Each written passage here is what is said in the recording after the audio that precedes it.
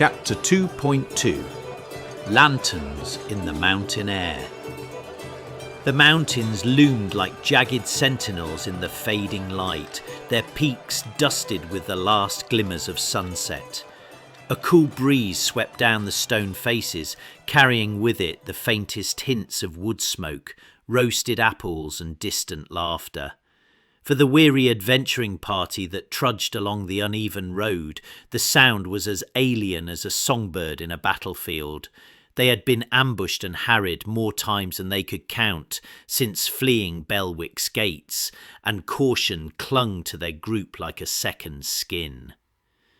They decided to split up. Some sent ahead to scout, while the rest lingered at a safe distance. Zizgard, the wiry halfling thief with quick fingers and quicker eyes, took the lead. Euphony, the tiefling bard whose violin was as deadly as any blade, strode beside him, her dark and silver eyes alert. Pax, the towering Goliath warlock, lumbered with his usual steady pace, his enormous frame blocking the path like a moving fortress. Talby to their friends, had since caught up after being separated in Belwick's chaos, goat-like features still flickering from the remnants of whatever curse befell them. The road curved, and at last the valley opened before them.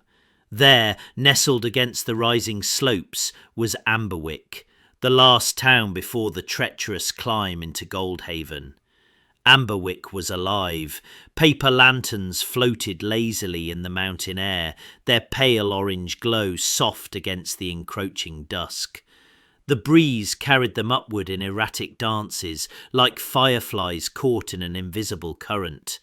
The faint strains of music and raucous voices drifted to the party, washing over the town and its outskirts.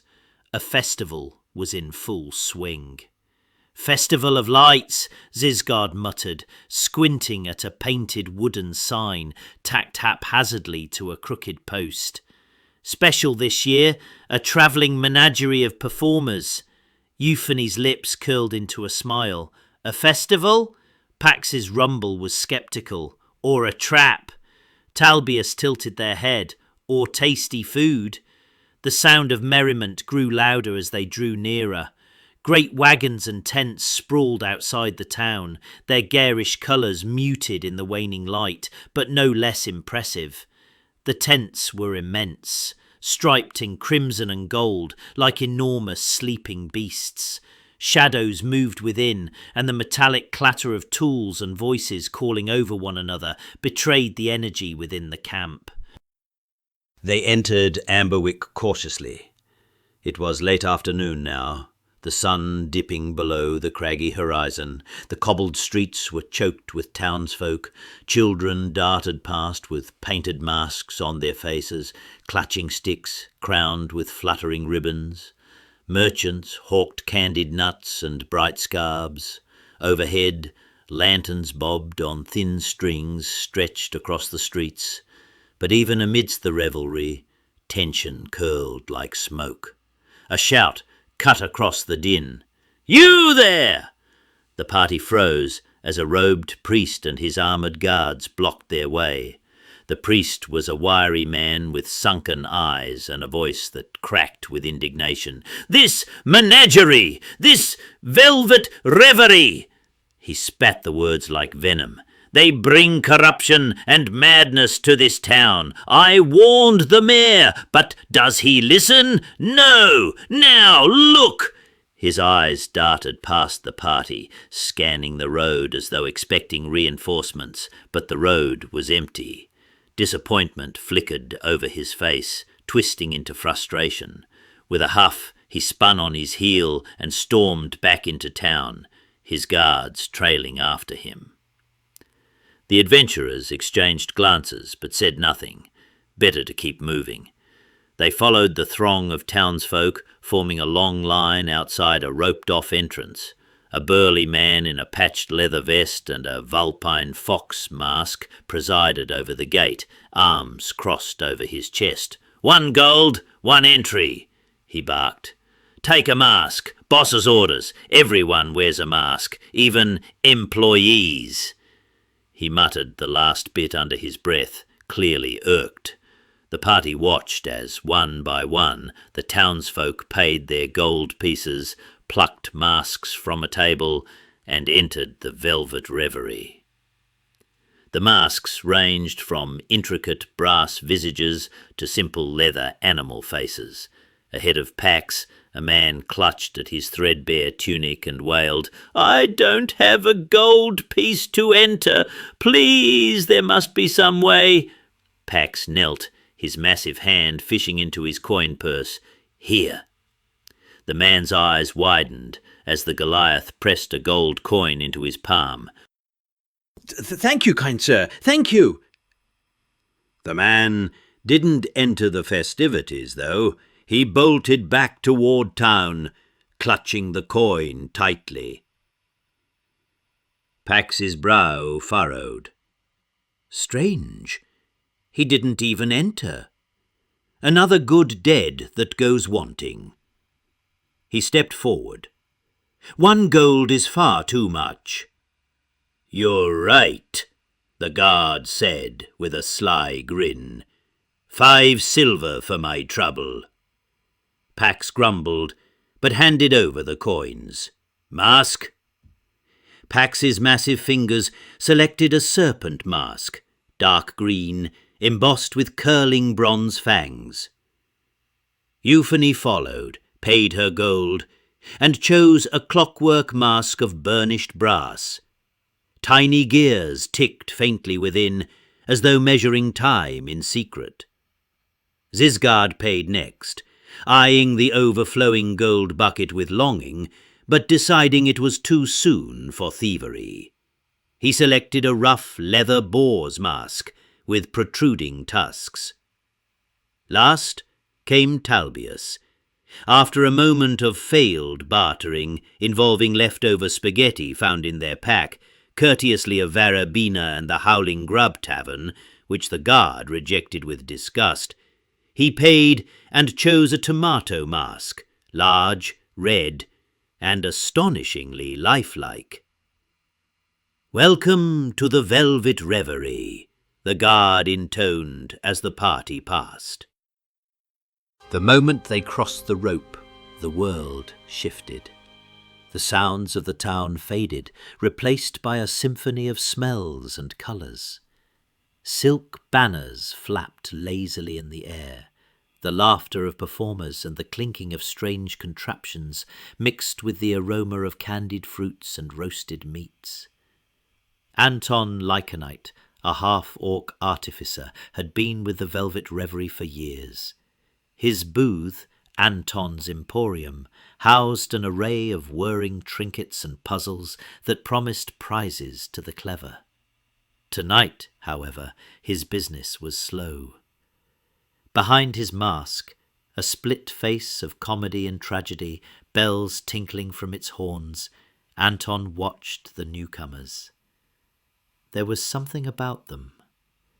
They stood apart from the rest of the townsfolk, alert and wary, their masks already strange symbols against the flickering lantern light. Anton had no idea why the masks were required this year. He could have sworn he heard whispers, laughter and sobbing since putting his own on. He decided to follow them. As they strolled past fire-breathers, acrobats, and candy stalls, another figure noticed them. An opalescent dragonborn cleric lingered near a mask stall. Her mask, a laughing devil of crimson with curling horns, glimmered in the light. Opal felt a faint, unsettling laughter inside her own head, but brushed it off. Adventurers like these were rare. She fell into step behind them. Ahead, Pax and Talbius stopped at a pie-eating contest. "See how much pie you can stomach," a man bellowed. "The winner gets 3 tickets." Pax and Talbius exchanged glances of mutual determination. Opal tilted her head, curious. Pie, eating. She sat beside them. At the ring of a bell, Pax devoured pie after pie with astonishing speed. Talbius kept pace, their small form a blur of motion. Opal nibbled delicately, more fascinated by the display than the taste.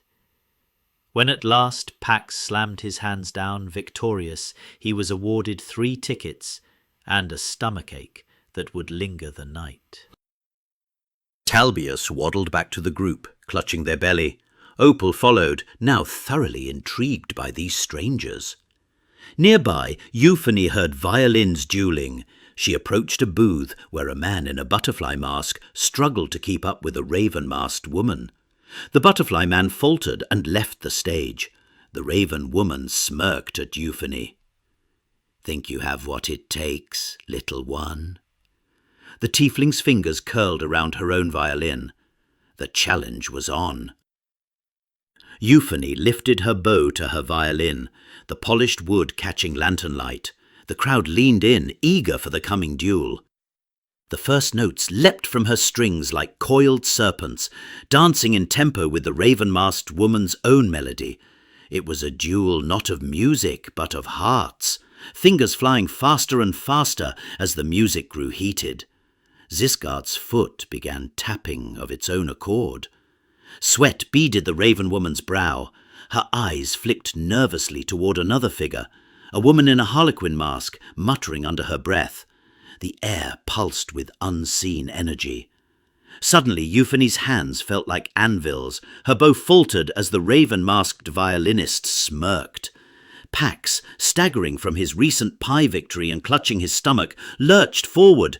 He collided with the harlequin-masked woman, vomiting over her shoes. Her chant broke with a scream of disgust. The spell snapped. Euphony's fingers flew once more, her music rising in a triumphant crescendo. The raven-masked woman's bow clattered to the stage. She sank to her knees and held out 3 golden tickets with trembling hands. The crowd roared. "Next time," the raven woman hissed softly, "you won't have help." Euphony smirked. "Then you won't have to cheat as well," and pocketed the tickets. The adventurers gathered once more, laughter and lantern light dancing over their masked faces. Talbius still rubbed their belly, and Pax leaned against a post, his expression as sour as if he had eaten a barrel of lemons. "Let's see what else this circus has," Zisgard murmured, ever suspicious. Their steps drew them toward a darkened tent, draped with midnight blue velvet. A sign hung above. Madame Calith, fortune-teller. Inside, the air was heavy with incense. A woman in a sun and moon mask beckoned them forward, her eyes glinting from behind painted porcelain. "Dark times for the velvet reverie," she crooned, her voice rich and deep. "Dark times indeed, from here to Goldhaven. Dark times for everyone, it seems." She gazed at them one by one, fingers tracing the rim of her crystal ball. "You must help the headmaster," she said suddenly, her tone urgent. "He is not well. Madness grips him like a lover's hand." The party exchanged uneasy glances. Madame Calith flipped tarot cards onto the table. "For you, Master Thief, the Hierophant," she intoned, sliding a card toward Zisgard. She worked her way around the group, each cryptic reading more unsettling than the last. Anton lingered at the tent's entrance, arms crossed. He had heard all this before. Same warnings, same drama, same Calith, he muttered, slipping away to visit his friend Flamejaw Breck, the fire-eater. Outside, the crackle of flames and Breck's booming laugh beckoned him. Breck greeted Anton with a firm, mid-air arm-wrestle handshake, both of their muscles bulging as they jested over a long history of friendship. Soon, Breck's molten bronze mask turned toward Pax as the group arrived, and he threw 5 lanterns in his direction. Pax caught them awkwardly, trying to juggle, but the fragile lanterns hit the floor and shattered. Breck gave a theatrical sigh and awarded him 2 tickets for effort. Euphony, by contrast, caught the lanterns and juggled them with elegant precision, earning 3 tickets and Breck's hearty applause. Not far from there, the group encountered a strength competition run by a masked woman known only as the Masked Blade. She offered them marbles from a bowl, each equating to a hammer for the classic test of strength. Despite their differences in size, it was Talbius, the smallest among them, who struck the bell hardest, earning 3 tickets and a nod of respect from the Masked Blade. Later, Zisgard noticed Anton trailing them and struck up a quiet conversation about mechanical work and plans for his prosthetic hand. Anton studied the worn metal with interest. "I could do better," he mused aloud, sketches forming in his mind. Talbius popped up beside them, inquiring about potential modifications to their blowgun. "Could it be poisonous?" Talbius asked. Anton shook his head. "Maybe later, but I'll do what I can now and promise to enchant it later." Opal, determined to help and prove herself to this new group, attempted to find poison for Talbius, but her efforts ended poorly when she tasted a strange plant and promptly fell ill, beginning to projectile vomit. Pax nodded at her. He knew all too well how it felt. She staggered back toward the group, muttering weakly as the rest watched Anton begin tinkering with Zisgard's and Talbius's weapons. Just as they began to relax, a trumpet's blare cut through the air. It was time for the main event. The trumpet's blare silenced the revellers as though a spell had rippled through the fairgrounds. Lights flickered, and the murmur of the crowd shifted to an expectant hush. All eyes turned toward the largest tent, its silken flaps drawn back like the curtains of a royal theatre. A man emerged, his presence almost palpable even before his voice, magically magnified, boomed across the velvet reverie. "Good evening, my masked darlings and wide-eyed travellers. I am Marvolo Vane, master of marvels, conductor of celebration, and your humble host in this grand tapestry of wonders." His staff swirled with wild, shifting magic, its shape morphing from gilded sceptre to writhing serpent, from flaming torch to crystalline shard. The air around him shimmered. "Welcome, one and all, to the velvet reverie. Here the impossible becomes inevitable, and even the stars themselves might bow for your applause. So wear your masks proudly, for tonight we are faceless, and in that facelessness we are free." As his final words echoed, a strange sensation prickled over the adventurers. It began subtly, like hands brushing against their skin, but quickly escalated. The masks clamped tighter, pressing into their faces. A cold sweat broke across Talbius's brow as they clawed at their tomato mask, finding the clasps gone and tomato juice begging to pour from their mouth. Whispers danced at the edges of their minds, distant voices laughing and crying in turn. Pax gritted his teeth, his massive fingers scrabbling at the edges of his serpent mask. It refused to budge. "Yes," Marvolo crooned, his voice as silken as the tent walls. "The masks fit so beautifully now. Keep them on. You'll need them when the truth arrives." With a sudden motion, he spun back toward the main tent. "Yes, yes, the masks fit so beautifully. Don't take them off. You can't take them off. They are you now." The air thickened, Candles flickered violently, sending strange shadows sprawling across the tents. A low, ominous hum seemed to rise from the very earth. Then came the shouts. "You are supposed to leave." The robed priest from earlier burst into the square, his guards in tow. He raised a hand in condemnation, but Marvolo only chuckled. "Leave? But the show has barely begun." The staff in his hand morphed again, twisting into a jagged spear of ice. With a flick of his wrist, he hurled it at the priest. The ice exploded on impact, sending the man and his guards sprawling into the street. Marvolo laughed, a rich, rolling sound that sent chills through every listener. Then, without another word, he swept back into the tent. The adventurers staggered to their feet, breaths coming fast. Around them, festival goers clutched at their own masks, crying out in panic. A man sobbed rivers of tears through an ocean-themed mask. A woman clucked and flapped her arms, screaming that she was a peacock.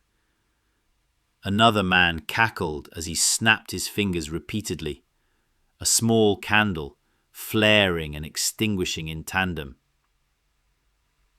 "By the gods," Euphony whispered, her hands trembling. "Doesn't matter," Zisgard growled, steadying himself. "We survive." Shaken, but unwilling to waste the fruits of their efforts, the adventurers turned toward the prize booth. The festive glow of the firefly lanterns seemed almost garish now, their warm light failing to push back the chill that had settled in their bones. The booth attendant, a slender man in a copper fox mask, watched their approach with a smile that didn't reach his eyes. "Brave champions," he said, his voice carrying a strange edge. "You've earned marvels to remember us by. Come, redeem your tokens for wonders before the final curtain call." Euphony stepped forward first, her hands steady despite the lingering fear. She placed her tickets on the counter. The bird-masked attendant presented her with the lucky copper coin, a palm-sized charm etched with runes that shimmered faintly in the lantern light. "Fortune favors the bold," he murmured. Pax handed over his tickets next. The Goliath selected a sturdy brooch engraved with an elegant VR. Its polished surface reflected the dancing fireflies. "A keepsake," Pax said quietly, fastening it to his cloak. The attendant chuckled softly. "More than a keepsake, I think." Talbius eagerly exchanged his tickets for 2 prizes, the Sparkstone Firestarter, an ever-burning ember encased in a glassy gem, and a dark mask that seemed ordinary enough until he tucked it into his pack and heard it whisper faintly, "Talbius, Talbius." Zisgard, eyes sharp and calculating, chose the clockwork moth. Its brass wings fluttered as though alive. "A fine piece of work," he remarked, tucking it carefully away, as Anton nodded his approval. Opal chose a luminous pendant that pulsed with a soft, reassuring glow. "This will guide you through shadows unseen," the fox-masked man said as he handed it to her with a deep bow. At last the attendant produced the grand prize, the firefly lantern. "And this, Master Lycanite, is yours again. No soul could earn enough to claim it, so it returns to you." Anton accepted it wordlessly, the flickering lights within the lantern catching in his eyes as if kindling a long dormant fire. The party gathered their prizes, but as they turned away, the air shifted. Their limbs stiffened, and their bodies moved, not by choice, but by unseen hands, propelling them toward the big tent. Inside, the former theatre stage had been cleared, benches shoved haphazardly against the canvas walls. Marvolo stood at the centre, his feet inches above the ground, as two masked acolytes chanted in low, guttural tones. "Ah, I feel it now," Marvolo said, his voice reverberating with an unnatural echo. "The marvels are no longer mine. They are me. The Velvet Reverie is no mere troupe of dancers and singers. It is a stage for the truth. And you, my masked marionettes, will waltz forever in its golden light." A masked assailant lunged forward, fire erupting from his hands. His mask, charred black and glowing like embers, sent a shiver down Pax's spine. Another figure, a kraken mask glistening wetly, hurled jets of water toward Talbius. The gnome raised up and began an acrobatic symphony of dodges as spells missed and collided around them. Talbius leapt back, summoning a fog bank that enveloped the stage in heavy mist. "What the heck is going on?" Euphony shouted, ducking as a burst of flame whizzed past. "Doesn't matter," Zisgard barked again, already sprinting forward, his crossbow raised. More masked figures emerged, one wearing a spider mask, another with a jagged mask of shattered mirrors. Talbius darted nimbly between them, loosing darts from their blowgun as they flipped over a collapsing bench. "Excellent!" Marvolo cheered, his staff transforming again. A puddle of grease appeared beneath him, creating a great sloshing sound. "Enough games!" Pax roared. Energy crackled around his fists as he unleashed a torrent of eldritch blasts, the power tearing through the tent fabric. Opal growled, her scales shimmering. With a deep inhale, she unleashed an icy breath across the attackers, halting their advance. Suddenly, Flamejaw Breck appeared at the edge of the chaos with the other members of the Velvet Reverie, shouting to Anton, "This isn't Marvolo! Something's controlling him! Break him free!" Anton nodded sharply, clasping his friend's hand in a mighty thunderclap of a handshake. "Hold them off!" he cried, raising his enchanted crossbow and firing with precision. The fight descended into utter pandemonium. Wild magic surged. Euphony's hair turned bright pink. Pax fired blasts at impossible speed, and Opal's every word came out as a deafening bellow. A loud farting sound shook the tent walls, though no one could tell its source. Most eyes turned to the tiefling in the party as Marvolo giggled. One by one, the masked attackers fell until only Marvolo remained. The chanting acolytes collapsed as Zisgard's blade found purchase. Marvolo's body convulsed, the floating ceasing as he tumbled to the stage. "Stop! It wasn't me!" he gasped, his voice hoarse. The priest burst in then, shrieking, "You were supposed to wait! You ruined everything!" He lunged at Zisgard, blade flashing. But the adventurers were ready.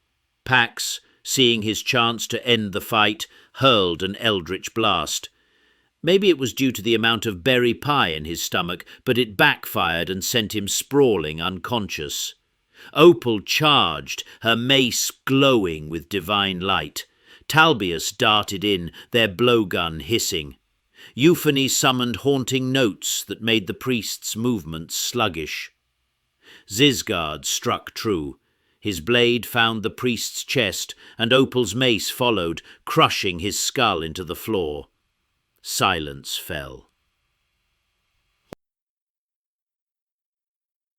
"Enough games!" Pax roared.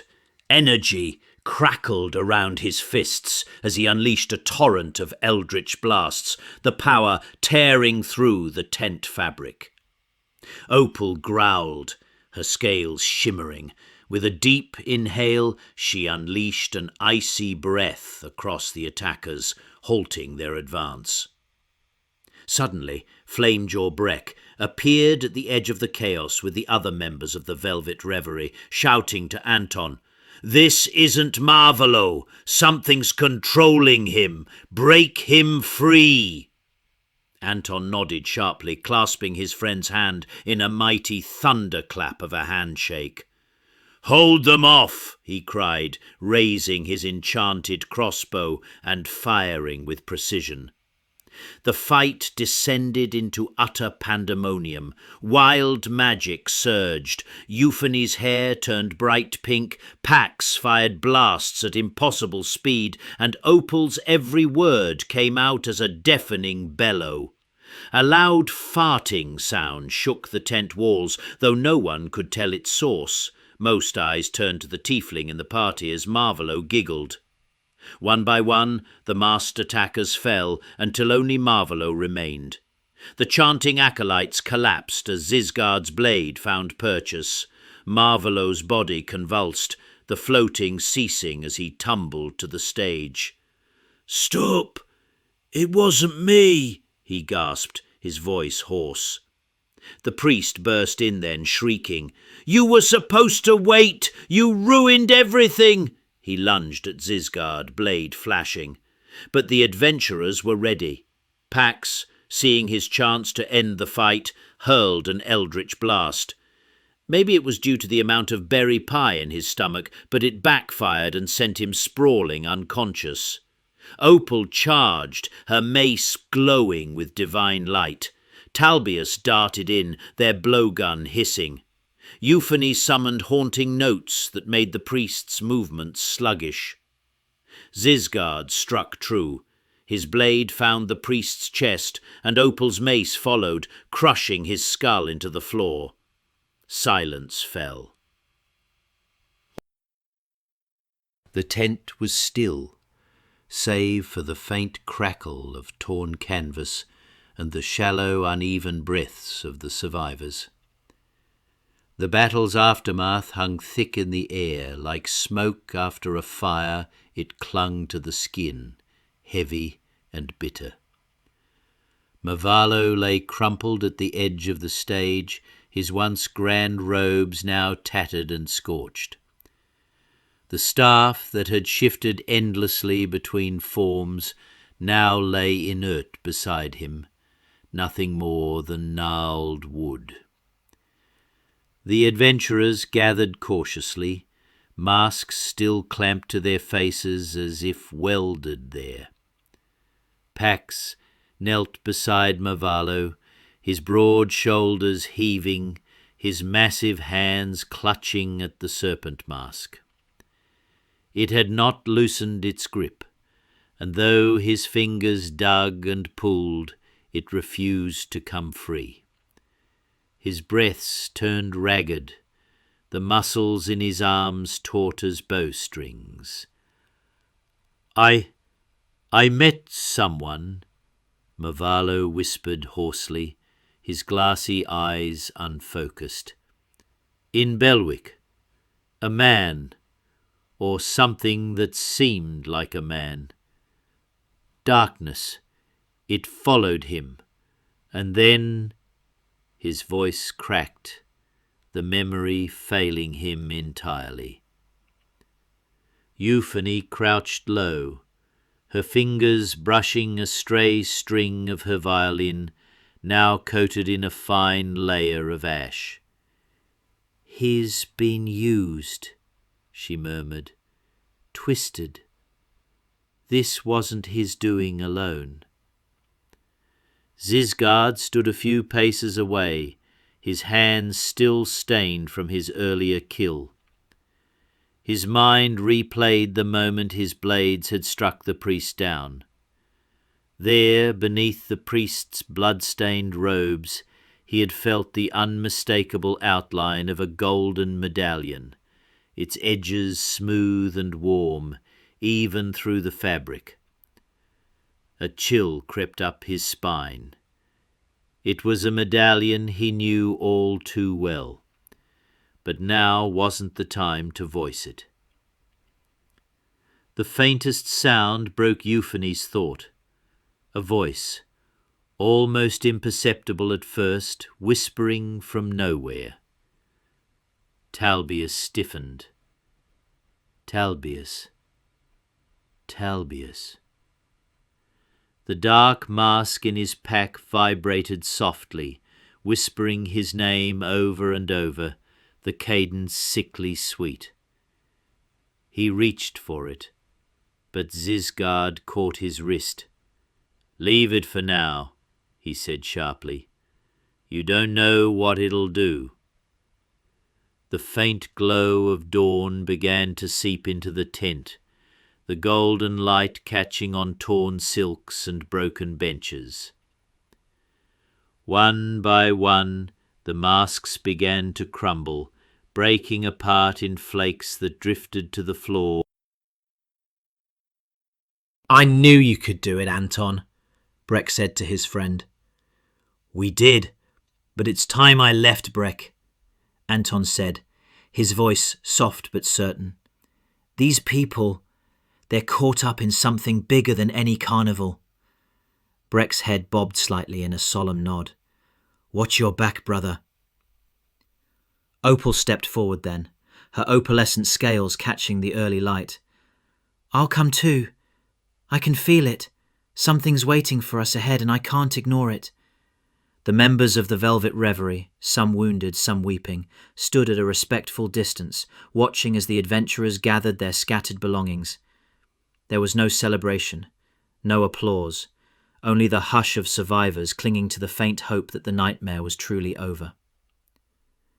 As the party stepped out of the wreckage, the dawn's first rays broke over the peaks, painting the mountains gold and crimson. The valley below seemed calm, almost deceptively so. Anton slung his pack over one shoulder and fell in step with Zisgard, their voices low as they began to discuss schematics for a new prosthetic hand. But Zisgard's thoughts strayed again to the medallion and the web of intrigue it might portend.